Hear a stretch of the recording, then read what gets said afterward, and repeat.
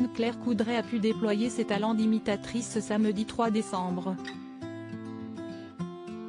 Invitée au micro de RTL dans l'émission On refait la télé, la présentatrice de télévision a répondu aux questions du journaliste Éric Dussart sur la manière dont sa famille vivait son métier hors du commun et le fait qu'elle soit l'un des visages de TF1 depuis désormais 7 ans. 7 ans, c'est aussi l'âge de sa fille, Amalia, née l'année même où Anne-Claire Coudray a succédé à Claire Chazal aux manettes du journal du week-end de la chaîne. La petite Amalia a donc dû en voir des JT, car elle regarde sa maman à la télévision le soir, a révélé l'ancienne grande reporter. Au point de se moquer d'elle. Elle se fout un peu de moi en fait, elle me caricature, a rapporté Anne-Claire Coudray. Et la présentatrice de 45 ans d'adopter un ton solennel pour imiter sa fille en train de l'imiter elle-même. Mesdames, messieurs, bonsoir, il est 20h. Mais avoir une mère que 6 millions de Français regardent chaque week-end, ce n'est pas toujours facile.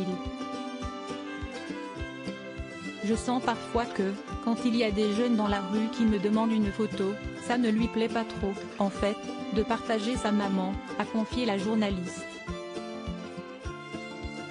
Mais moi, je fais tout pour que ça ne lui pèse pas et pour normaliser les choses. Roland-Garros 2019, Anne-Claire Coudray, moment tendre et complice avec son mari Nicolas Sorare, confidence sur son compagnon très discrète sur sa vie privée.